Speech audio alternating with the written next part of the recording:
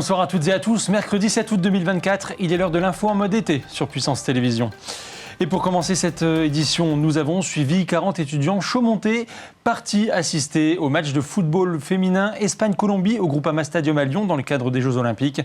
Parmi eux, des étudiants de BTS Protection de l'Environnement, des élèves gendarmes de l'école de gendarmerie de Chaumont et des inscrits à la mission locale. L'ambiance était au rendez-vous. Un reportage de Céline Moreau. Il est 10h15. Les 40 étudiants chaumontais sont en route pour assister au quart de finale de football féminin entre l'Espagne et la Colombie. Une grande première pour eux. C'est peut-être la seule fois de ma vie où je vais voir un match des JO et puis après c'est du foot, c'est mon sport préféré. Pour moi en plus qui habite à 15 minutes du stade, c'est encore plus extraordinaire on va dire parce que c'est le stade de l'équipe que je supporte habituellement. En plus aller voir du foot, moi c'est ce qui me plaît le football donc c'est sûr que c'était bien et puis c'est une bonne occasion aussi de découvrir un petit peu les JO. Tous ont été tirés au sort par l'agglomération de Chaumont. Malgré quelques bouchons sur la route, la bonne humeur règne.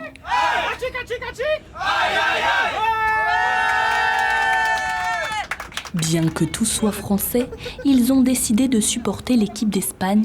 Ils ont quelques pronostics. Je ne suis pas trop les deux équipes, mais je sais qu'on va voir Espagne-Colombie, donc Espagne 2-0. Moi j'aimerais bien aller jusqu'au tir au but Espagne-Colombie avec 1-1 et puis les tirs au but, voir qui gagne.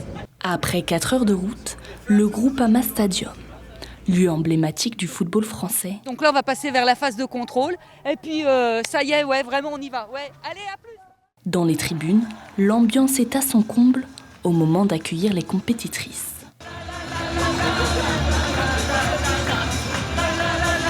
Tout le long du match, les Colombiennes mènent, au grand désarroi des supporters chaumontais. À la 79e minute, Jennifer Hermoso cadre et marque. Elle relance l'Espagne en inscrivant le premier but. Irene Paredes égalise sur le fil à la 97e minute. Le public est en liesse. Malgré des prolongations non concluantes, l'Espagne s'impose au tir au but et se qualifie pour les demi-finales contre le Brésil. On a gagné! Ça fait quoi de perdre?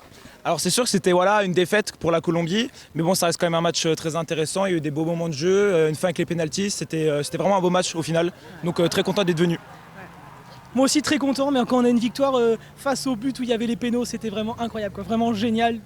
Enfin, j'ai pas les mots. Avec une foule en délire, c'est tout ce qu'on demandait, vive les JO et vive Paris 2024 quoi. C'est ça. Tu me fais un bisou sur l'Espagne pour montrer qu'on a gagné. Le match terminé, il est l'heure de rentrer. Pour les passionnés de sport, les Jeux Olympiques continuent. Pas question de rater le match de foot des féminines France-Brésil.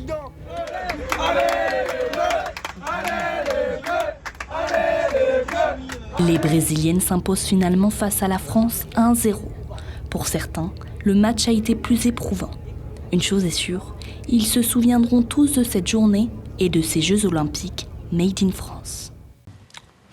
Et nous vous en parlions hier dans notre édition du journal. Le 29 juillet dernier, un foyer de fièvre catarrhale ovine a été détecté dans la commune de Chimay en Belgique, à une centaine de kilomètres de Reims. Cette maladie virale qui touche principalement les moutons doit être régulée. Sur notre plateau, Brigitte Maestrassi pour nous parler de cette pathologie. Bonsoir Brigitte. Bonsoir Nicolas. Pour commencer, qu'est-ce que la fièvre catarrhale? Alors, tu l'as dit, la fièvre catarrhale, c'est une maladie, c'est un virus qui touche le plus les moutons, mais aussi les espèces bovines et les caprinés, soit les chèvres. Elle se caractérise par la présence de fièvre, de troubles respiratoires et pour certaines espèces, de la coloration de la langue en bleu. Et comme toute maladie, il peut aussi y avoir des cas asymptomatiques. La maladie se transmet d'un animal infecté à un autre à cause d'une piqûre d'insectes de type culicoïde. Alors Brigitte, est-ce que nous risquons quelque chose? Alors non, il n'y a pas de risque pour l'homme, puisque les moucherons qui piquent ne nous piquent pas nous. Il est aussi possible de consommer la viande ou le lait provenant des animaux atteints de cette pathologie, car elle n'a pas d'incidence sur la qualité sanitaire des denrées alimentaires. Mais alors Brigitte, quel est le problème en fait avec cette maladie? Alors le problème de cette maladie, c'est qu'elle se déplace rapidement. Vu que ce sont des insectes qui la transmettent, le virus, il se propage facilement et sur plusieurs kilomètres grâce au vent. C'est pour cela qu'une zone régulée a été instaurée par le ministère de l'Agriculture et de la Souveraineté alimentaire. Et cette zone régulée, et qu'est-ce que c'est en soi ? Eh bien, c'est un périmètre de 150 km autour des foyers déclarés où les animaux n'ont plus le droit d'être déplacés. C'est le cas pour les agricultures marnaises et meusiennes, mais aussi pour 7 communes de la Haute-Marne, dont Saint-Dizier.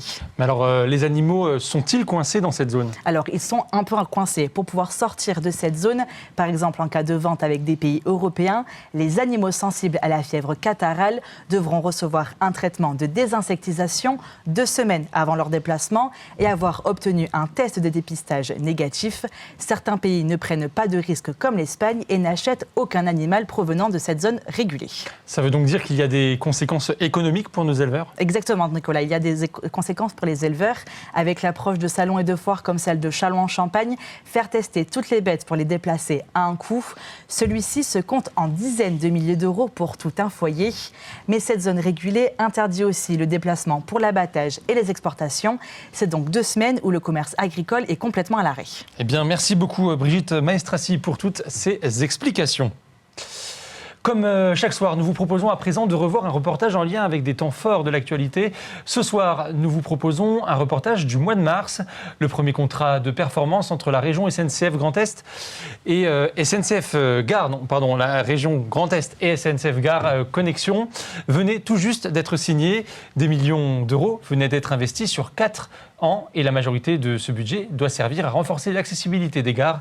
Un reportage de Clémentine Coppola et Loïs Large. 185 000 personnes voyagent chaque jour sur les voies ferrées du Grand Est. Aujourd'hui, de nombreux chantiers sont encore nécessaires pour répondre aux besoins des voyageurs, notamment en termes d'accessibilité. Une enveloppe budgétaire débloquée début 2024 par la région Grand Est doit permettre de faciliter les déplacements des personnes à mobilité réduite, des malvoyants et non-voyants ou encore des poussettes. Donc il y a un peu plus d'une 50aine de millions d'euros sur les années 2024-2026, dont 44 millions d'euros pour la mise en accessibilité. Alors c'est les travaux les plus conséquents, les plus délicats et les plus longs. Et dans ces 44 millions d'euros, il y a également un volet sécurisation, la vidéoprotection pour rassurer les usagers, notamment sur des horaires un petit peu décalés matin ou soir.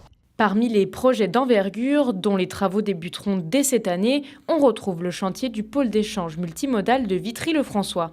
Le stationnement doit être amélioré et une gare routière va être créée. Les cars, les voitures, les piétons et puis piste cyclable qui va sortir. Non, c'est bien. Enfin, sur l'idée, c'est ce qu'il faut faire auprès des gares. C'est ce qu'on voit d'ailleurs se faire sur tout le réseau. C'est une approche écologique responsable et ça rendra service parce que 200 places, c'est bien. Ça permet d'avoir un appel pour le train. C'est des opérations qui auraient dû être lancées il y a 4-5 ans. Alors maintenant, c'est programmé pour 2025, donc on se prépare.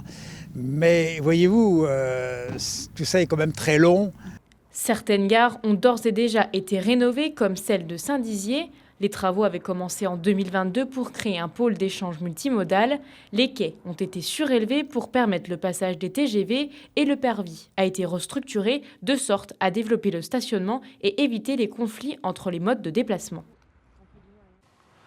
Et c'est la fin de ce journal. Merci de l'avoir suivi. On se quitte sur ces images à Colombey-les-Deux-Églises avec la Renault Rambler du Général de Gaulle que vous pouvez retrouver en replay dans notre émission Territoire à tout moment et gratuitement sur notre site internet puissancetélévision.fr et sur notre application mobile.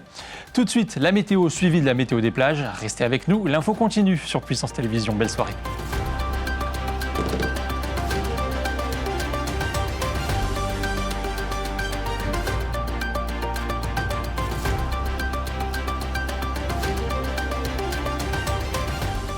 Toute l'actualité en continu à retrouver sur notre site internet et notre application mobile.